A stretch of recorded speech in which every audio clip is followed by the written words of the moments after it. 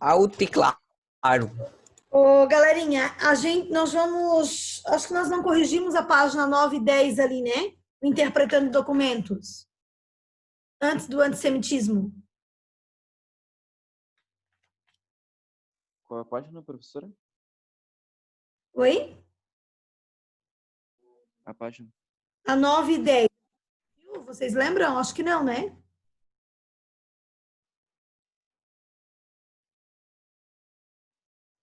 A gente não corrigiu ainda. Não? Então tá bom. Então vamos ali. Então a gente vai fazer a correção hoje, tirar as últimas dúvidas, vou falar as últimas coisinhas sobre esta unidade, certo? Então a gente começa ali na página 9, tem um interpretando documentos, certo? O desemprego, a falta de comida, a desordem e a hiperinflação, que em novembro de 1923 transformaria o marco alemão em um substituto rentável do papel d'água, o dólar americano equivalia naquela época a mais de 1 bilhão de marcos alemães. Então, é para a gente ter ideia da desvalorização da moeda. Automaticamente, inflação, né? Desvalorização da moeda é igual à inflação. Quanto mais a moeda desvaloriza, mais aumenta a inflação, mais aumenta o processo inflacionário, o que gerou na Alemanha uma hiperinflação.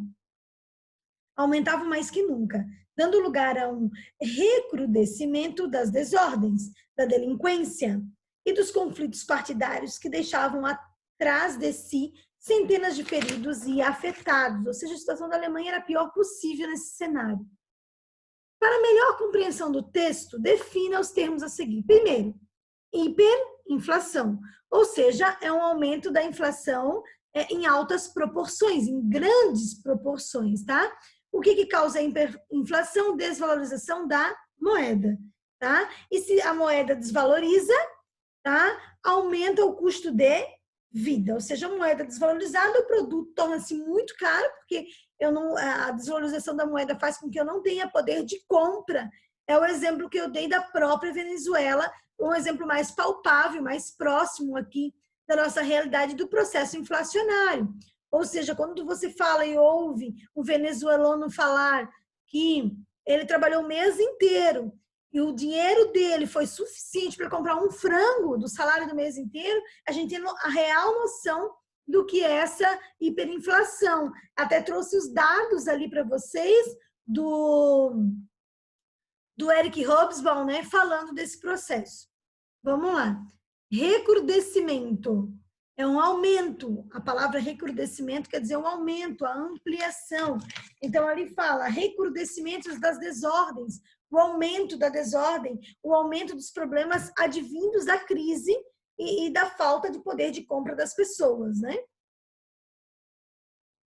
Aí, número 2. Relacione a derrota da Alemanha na Grande Guerra e os efeitos da crise de 29 na Europa com a ascensão de Hitler ao poder. Então, ao final da Primeira Guerra, a Alemanha assina o quê? Qual o nome do tratado que vocês não podem esquecer? Tratado de Versalhes. Não pode esquecer esse tratado. Por quê? É por conta desse tratado que vai ocorrer a Segunda Guerra Mundial, certo? É porque é uma revanche desse tratado de Versalhes. Então, isso vocês não podem esquecer. No tratado, dizia as cláusulas do tratado, né? Perda territorial da Alemanha, pagamento de indenizações, confisco de armamentos, proibição de desenvolvimento, além de armas, de ter um exército, né? E aí o país está numa grande crise econômica. E pega muito. E os Estados Unidos acabam emprestando dinheiro. Com a crise de 29, os Estados Unidos já não emprestam mais dinheiro como emprestava anteriormente. Então, a crise europeia vai se agravar, a crise alemã vai se agravar com a crise de 29, porque já não tem mais com quem pegar empréstimo também financeiro, né?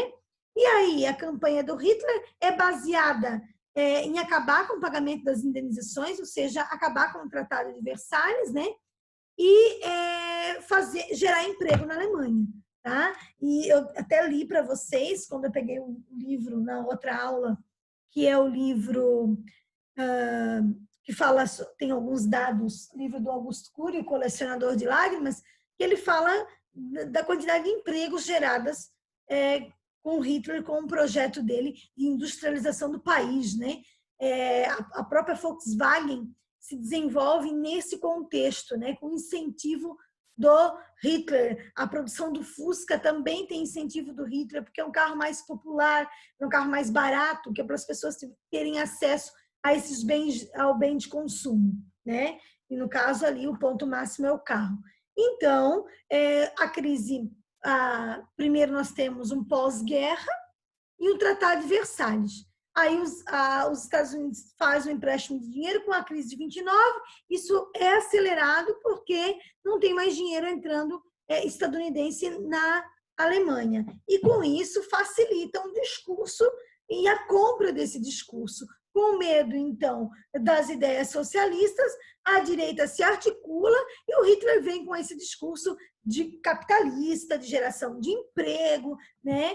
E o não respeito, ao fim, finalizar, acabar com o Tratado de Versalhes, que era algo para a Alemanha vexatório, isso é muito forte no discurso de Hitler, e há uma compra dessa ideia massiva, então, ou seja, um discurso para as massas, que estão indignadas, porque para a Alemanha é vexatório aquele Tratado de Versalhes.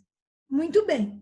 Antissemitismo, já falei para vocês, né, da história do antissemitismo, ou seja, está ligado à origem do povo judaico, que é o povo hebreu, né? Então ele descende de Sem, que é um dos filhos de Abraão, então um povo semita, né? Não é só o povo judeu, hebreu, o povo árabe também é um povo semita, tá?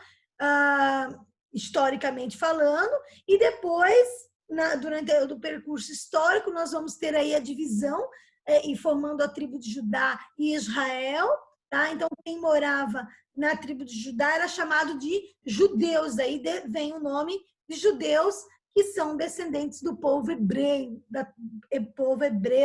da terra prometida de Canaã, que é a terra prometida de Canaã, nada mais é que geograficamente a Palestina, atualmente, certo? Professora. Oi, pode falar, Thomas. Você pode falar um pouco sobre o fascismo? O fascismo, sim, do nosso amigo Benito Mussolini. Inclusive, ontem eu não assisti, porque eu estava com visita, mas eu vi, depois eu quero assistir como que eles falaram sobre o fascismo. Não é o Jornal Nacional? O Fantástico fez uma reportagem sobre o fascismo. Eu não posso opinar nem falar nada porque eu não assisti, né? Eu vi que estava passando algo sobre fascismo, até meu marido falou, Joyce, vem assistir. É interessante para depois eu discutir com os alunos, está falando sobre isso, mas eu estava com visita e eu não consegui assistir. Mas então ontem à noite passou uma reportagem, eu até quero assistir para depois comentar com vocês como eles abordaram o fascismo. Então o fascismo ele é anterior ao nazismo, certo? Ou seja, o Benito Mussolini chegou ao poder antes de Hitler. Então a primeira coisa que a gente tem que entender é que ele chega ao poder antes de Hitler. Então, o que é o regime fascista? Como é que ele se estabelece? O Mussolini, ele se utiliza do totalitarismo, ou seja, é um governo em que ele comanda tudo, é o Mussolini que é o detentor, que retém todo o poder, por isso um regime totalitário. Há quem diga, Thomas, pesquisadores que falem que fascismo e nazismo são os dois regimes totalitários, fascismo, nazismo e o socialismo da União Soviética, o stalinismo, né? A gente chama de stalinismo. Então, stalinismo, fascismo e nazismo, certo? São regimes totalitários, totalitarismo. Ou seja, os outros regimes se utilizavam muito do autoritarismo, não do totalitarismo, ou seja, eu tenho um grande líder que concentra todo o poder, no caso da Itália, o Benito Mussolini, no caso da Alemanha, o Hitler, e no caso da União Soviética, o Stalin, certo? Então, vai se utilizar do totalitarismo. A Itália ela perdeu também, ela tem uma inflação crescente, ela tem números, vamos dizer assim, de mortos muito grandes durante a Primeira Guerra Mundial. Tudo isso facilita esse processo de chegada ao poder do regime socialista.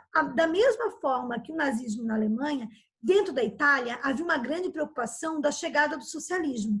Então, a gente tem que ter ideia que em 1917 acontece a Revolução Socialista. Existe um medo muito grande por parte de outros países da chegada do socialismo. Então, com a morte de Lenin, em 1924, quem é que ascende o poder? Stalin. Então, o Stalin é totalitário. E aí, por toda a Europa, rege um medo muito grande desse socialismo, desse poder do Estado chegar na Europa, ganhar a Europa de maneira geral, porque a Europa vive por uma crise muito grande. Então, os partidos de direita começam a se articular, tanto na Itália, quanto na Alemanha, quanto em Portugal, quanto na Espanha, para chegar ao poder, antes da disseminação das ideias socialistas que estão ganhando força. Para vocês terem uma ideia, o Partido Socialista, em 1920, contava com 200 mil membros, certo? E aí causava muito medo à galera de direita, à galera capitalista, que tinha medo dessa ideia se proliferar. Muito bem, então começa a se articular, né, esse processo aí do partido de extrema-direita. O Mussolini é um jornalista e o que é interessante é que eles concorrem às eleições, mas eles não têm grandes vitórias no processo eleitoral de 1919, logo no pós-guerra, certo? E quem está crescendo é o Partido Socialista.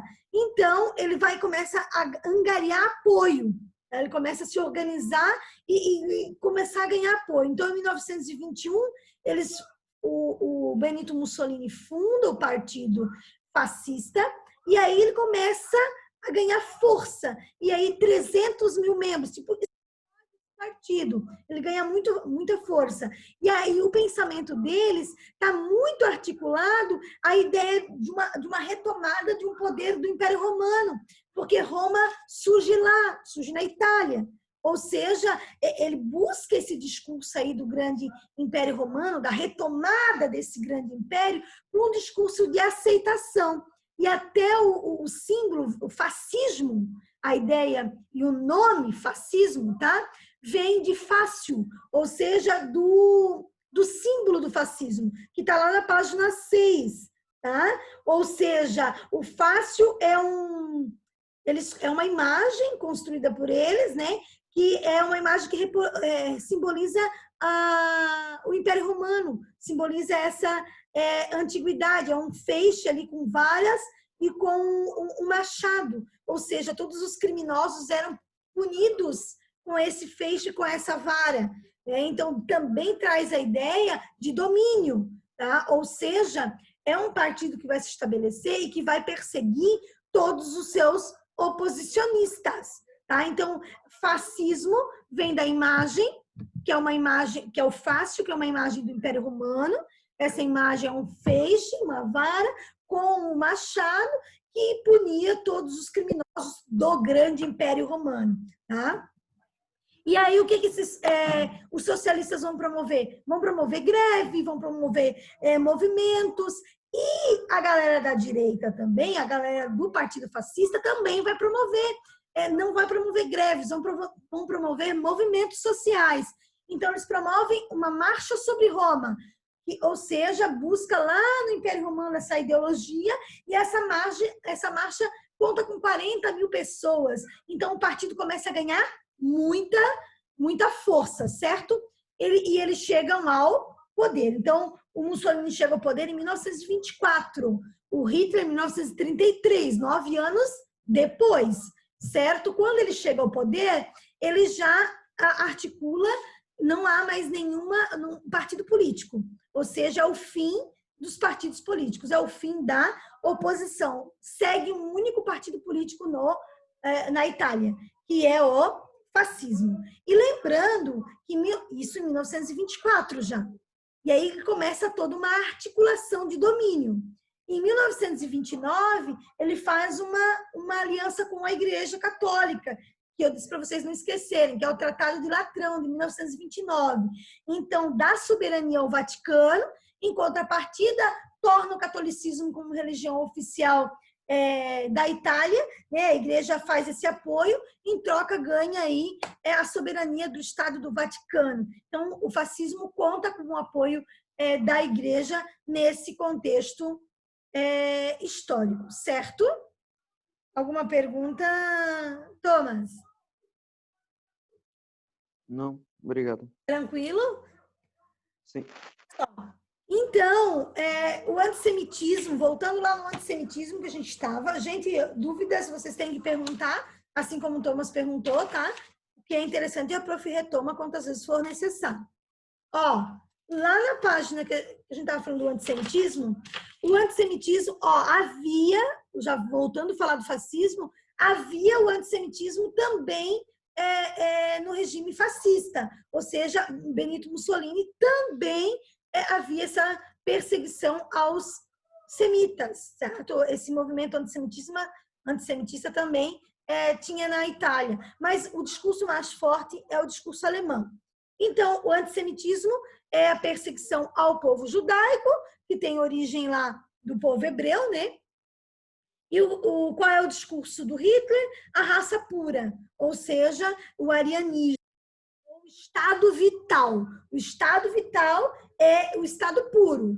Tá? Então, por isso a perseguição ao povo judaico. Tá? Essa ideia de... Prof. Tá? Prof. Fale, pode falar. Pode repetir de novo, travou aqui para mim. Tá, então o antissemitismo nada mais é do que governos autoritários perseguiam os judeus. Lembrando, os judeus que descendem do povo hebreu, certo? E esse antissemitismo vem vinculado a um discurso que é o discurso da raça pura, do arianismo, do espaço vital. O espaço vital, o que é? A ideia de Hitler de expandir territorialmente e de ter uma raça pura. Naquele espaço vital viveriam somente os arianos, certo? Somente esse pseudo escolhido aí, certo? Então, essa é a ideia aí de raça pura. Eu estou lendo um livro que é bem legal, chama-se 21... Peraí, deixa eu pegar aqui. 21 lições para o século XXI, do Harari, Yuval Noah Harari, o nome do autor desse livro. E o que ele é judeu, tá? E ele fala que os judeus também têm um discurso de superioridade. Eles também se acham os escolhidos. Ele fala aqui no livro, né? E que isso é muito forte. E por isso que vai ter todo um problema, que nós vamos falar sobre esse problema, atualmente na região ali de Israel, da Palestina, com a criação do novo 1948, né, do Estado de Israel, que foi criado pela ONU. Então, esse discurso de superioridade também é presente na religiosidade e no discurso do povo judeu. Tá? Ele vai falar aqui nesse livro, e é bem legal. Aqui, ele vai, deixa eu ver, está na página 200 e... Se eu acho aqui para vocês. É bem legal. Eu até estava falando aqui, achei. Página 239. Ó, aí vai falar do povo hebreu, né? A palavra hebreu significa ultrapassar, passar a lei, ir além do outro lado do rio. Aí fala do povo semita, aí fala do Talmud, porque o livro sagrado do povo hebreu é a Torá, que é o Pentateuco, os 4 primeiros livros da Bíblia, mas eles têm um outro documento muito importante chamado Talmud, que são os ensinamentos deles, né? Esses ensinamentos foram passados na oralidade e foram acrescentando... São tipo os 10 mandamentos? O Talmud não são tipo os 10 mandamentos. O Talmud, vamos dizer assim, são ensinamentos que foram passados na oralidade, foram escritos, reescritos e tem vários comentários em cima deles. Então, é um documento muito importante para o povo hebreu. para o povo judeu. Eles estudam esse documento, tem várias interpretações, como se fosse uma série de leis que eles tivessem que seguir. E o que é interessante é que no Talmud, por exemplo, é bem marcado a ideia de superioridade do povo judeu, em detrimento aos outros povos. E aí ele vai falar sobre isso. E ele vai dizer que, em números, o povo judeu ele é irrisório, porque ele fala o seguinte, que o islamismo tem 1,8 bilhões de seguidores, o cristianismo 2,3 milhões, tá? Bilhões, né, de adeptos, cristianismo 2,3 bilhões, islamismo 1,8 bilhão e judaísmo 15 milhões. Olha a diferença, né, a discrepância ali em termos de números também. E aí ele diz, na verdade, que os judeus na escolaridade, eles não estudam sobre a questão do mundo inteiro, eles são muito restritos a estudar a história deles. E é muito forte, é muito marcado nesse estudo a ideia que eles são um povo escolhido, que eles são superiores. Tá? Então, um discurso também por parte dos judeus. A gente acaba falando muito da relação do nazismo com o povo judaico e não estuda o povo judeu em si, né? Os seus ensinamentos. Tá? Então, o antissemitismo, ficou claro, é um movimento articulado pelos nazistas, né? O objetivo, então, de forma organizada e sistemática, acabar com o povo judeu, né? A sistematização dessa eliminação. Então, primeiro, como é que isso acontecia? Os judeus perderam seus direitos, tá? Não só dentro da Alemanha, mas isso, por exemplo, na Holanda havia muitos judeus, né? Amsterdã ali, a Polônia. Então, todos os territórios anexados pelos nazistas, daí a gente tem uma grande expansão do nazismo, vai sofrer essas perseguições. Então, primeiro, eles perdem seus direitos políticos, depois, eles têm que bordar em todas as suas roupas a estrela de Judá, ou seja, para demarcar que eles são judeus. E na Holanda é bem legal, porque a Holanda os holandeses começaram a usar flores da mesma cor da estrela judaica, porque eles eram contrários a esse movimento que estava acontecendo dentro do país deles. E o exército ficava muito embravecido, né? Ficava muito irritado, porque a população holandesa meio que afrontava, usava a flor da mesma cor, né? Porque não concordava com esse discurso preconceituoso que estava sendo exercido por parte dos partidos e por parte de quem estava no poder. Então, aí eles têm que usar uma estrela demarcando, né, que eles são, e perdem seus direitos políticos, não podem mais participar de nenhum evento público. Depois são levados a guetos, tá? São bairros militarizados, tá? Literalmente presos, e dali são levados com trens, né, linhas férreas, até os campos de concentração. Havia vários campos de concentração. O maior da história não é na Alemanha, é na Polônia, que é Auschwitz, né? Haviam 3 campos de Auschwitz, Auschwitz 1, 2 e 3. Tá? E, dentre eles, havia uns campos de concentração. Em Auschwitz, por exemplo, havia um espaço específico só de crematório. Então, morria tanta gente que eles tinham que sistematizar. Eram valas coletivas e não tinha mais onde colocar os corpos. Então, eles resolveram incinerar esses corpos, né? Ou seja, essa indústria da morte mesmo, né? Então, eles colocavam na câmara de gás, da câmara de gás já entravam sem roupa por aquele pseudo banho, né? Depois que morriam, os próprios judeus, eram os próprios judeus que tiravam os corpos de dentro da câmara de gás e colocavam nos fornos para poder queimar, né? Para poder incinerar esses corpos. Tem uma história muito marcante, acho que foi uma das que mais me deixaram chocadas em tudo que eu li sobre essa época, é a história de um pai que está tirando os corpos de dentro das câmaras de gás e colocando os corpos dentro para ser incinerado, né? e ele vê que é a filha. Quando ele está tirando os corpos, ele vê que uma delas é a filha dele, porque não ficam nos mesmos barracões, né? É por idade e tudo mais, é por gênero. E ele vê que é a filha que está ali. A família toda foi presa. E ele começa a chorar, ele entra em choque, ele começa a gritar quando vê o corpo da filha que foi morta na câmara de gás, e ele tem que colocar o corpo da filha para ser incinerado. E eu fico tão ruim. E aí ele entra num desespero e um dos soldados, vendo aquela cena toda, fica meio que, sabe, comovido, assim, ele não sabe o que fazer, porque é um pai que está colocando a filha para ser incinerada, como mais um ali, né?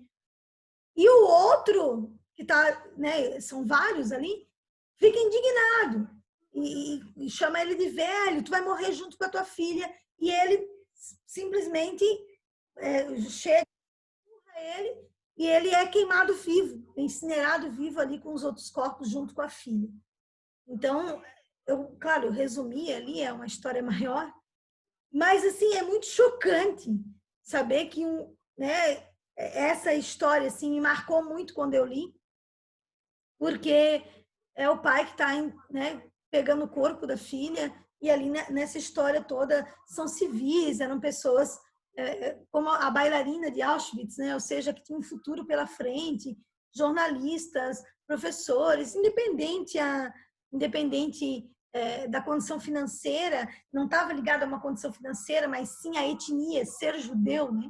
Então, inclusive, quando eles sabiam, por exemplo, no caso dela, que era bailarina, ela se apresentava para os nazistas.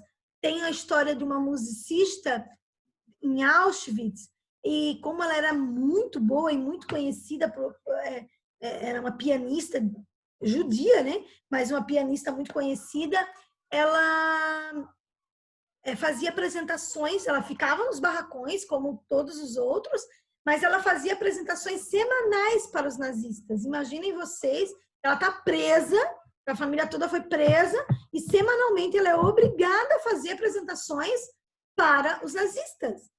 Tem uma história de um violinista que era obrigado a fazer as apresentações, e ele falou, e na história dele ele diz que uma hora ele vai acabar com esses nazistas.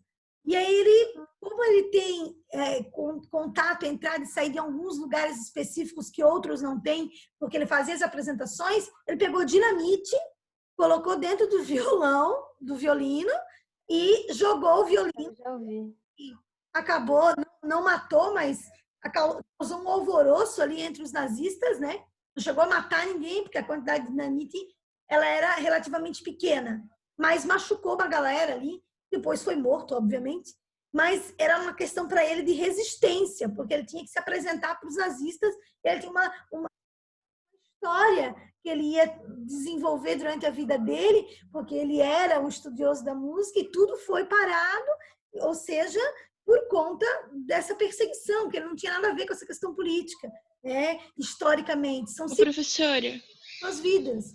Fala, Kailane. Prof, se, por exemplo, eu não sou judia, mas eu vou e me caso com um judeu, eles também, tipo, me levavam junto?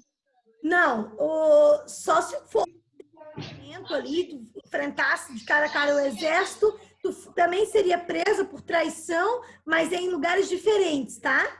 Mas não importa se é casado com um alemão, se tu tens uma relação com ele, não importa, não existe respeito nenhum a essas. Se é judeu, tá? Vai ser preso. E se você é tido como um traidor, também vai ser preso, mas prisões diferentes. Por exemplo, em Auschwitz tinham vários prédios diferentes. Prédios para presos políticos, começou com presos políticos, e até chegar a galera Deus e essa máquina da morte. Então, existem vários tipos de presídios. Muitas pessoas sobreviveram nesses presídios aí que eram de presos políticos ou de chamados traidores. Dependendo da traição, a galera ficava presa numa cela de inanição, ou seja, não ganhava comida, nem água, até morrer. Né? É muito triste, mas a galera ficava ali. Teve gente que cometeu suicídio antes da morte por inanição, porque é um sofrimento tenebroso morrer por inanição, né? Falta de comida e água. Então, tinha a galera que morria por enforcamento, fuzilada, tinha vários tipos de morte no campo de concentração, né? E por trabalho, na câmara de gás, enfim. Fala quem que queria falar, gente? Eu. Fala, tinha montanhas de sapato das roupas que restavam deles. Chamavam montanha das roupas dos judeus que eles matavam.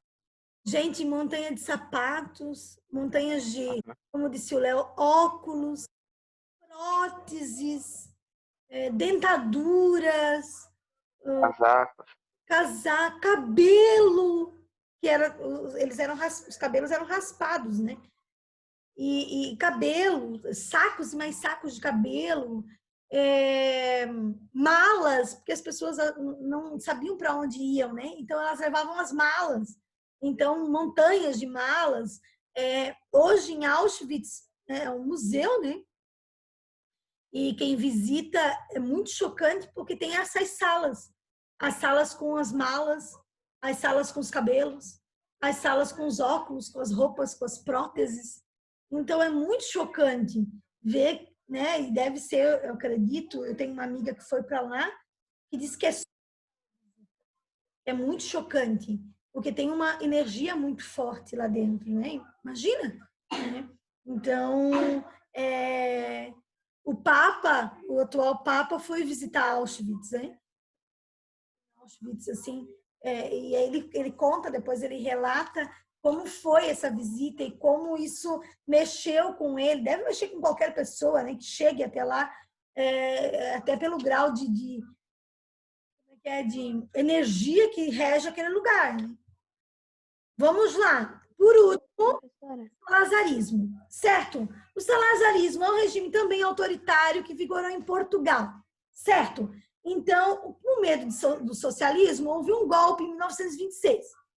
Esse golpe levou ao poder Antônio Salazar. Tá? Ele ficou de 1932 no poder até 1968. É muito tempo. Tá? 32 a 68 ele ficou no poder. Em Portugal, censura, proibição de greves, único partido também, tá? Regime autoritário ditatorial. Tinha um apoio da burguesia. E aí, o que vai acontecer? Em 1974, tem uma revolução, chamada Revolução dos Cravos. Tá? É porque eles distribuíam cravos mesmo, tá? A planta mesmo. Qual era o objetivo dessa revolução? A retomada, restabelecer a liberdade e a retomada da democracia, a redemocratização, né? Redemocratização é volta da democracia. Então, para vocês terem uma ideia, essa volta da democracia ela só é em 74. Então, de 30 até 74, vigorava em Portugal esse regime extremamente autoritário, certo? A gente quase não ouve falar prova, dificilmente cai prova sobre salazarismo, enfim, mas é só para a gente entender que Portugal viveu um regime autoritário e é interessante falar que o Brasil passa por um regime autoritário também em 64 e vai até 1985. Em 85 nós temos o processo de redemocratização do nosso país. Nós vamos falar disso também esse ano, do período do regime militar no nosso país. Então, enquanto nós estamos vivendo aqui no Brasil um regime militar, em Portugal também está passando por um regime autoritário, que é o salazarismo. Ou seja, em 74, nós vamos estar no auge do militarismo aqui no Brasil, 74. E em Portugal está tendo um movimento contra esse regime autoritário, que é a Revolução dos Cravos, para a volta da democracia, que no Brasil vai acontecer em 85. Ou seja, claro que há movimentos no Brasil pela volta da democracia, mas em 74 nós estamos vivendo o auge aí desse regime militar que vai até 85, com a redemocratização, com abertura econômica. O presidente eleito democraticamente falando, no nosso país, por eleições diretas, vai ser o Fernando Collor de Mello, né? Então, o primeiro presidente civil eleito de forma direta vai ser o Fernando Collor de Mello, né? E aí nós vamos ter outro problema, é o primeiro presidente civil eleito depois do regime militar, que vai sofrer o impeachment, inclusive, também, né? Professora, Fala, Thomas. só uma dúvida. Qual a diferença mesmo de governo autoritário para totalitário? Porque eu esqueci. Assim, ó.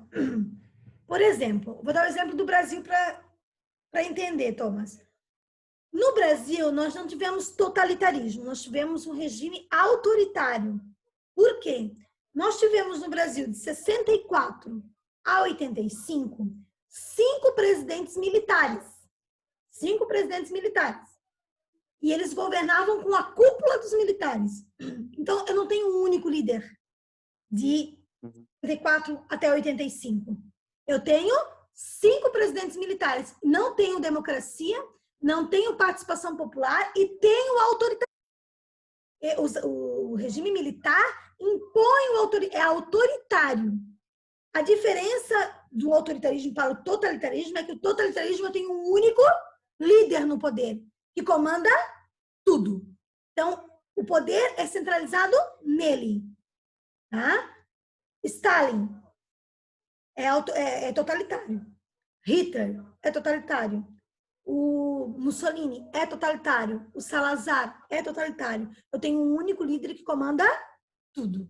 Então, essa é a diferença do totalitarismo para o autoritarismo. Entendeu? Ok, obrigado. Sim. Olha só, galera. Vamos lá. Falta 1 minuto, né? A prof se empolga para falar e não corrige, mas tudo bem. É importante. Olha só. Nós temos que corrigir a página 13 e a página 14, certo? Falta 1 minuto aqui. Eu vou sair aqui rapidinho, gente. Eu lanço outro link só para a prof poder corrigir, pode ser? Aí fica só o CA. Pode ser, galerinha? Então, eu saio aqui e já mando outro link.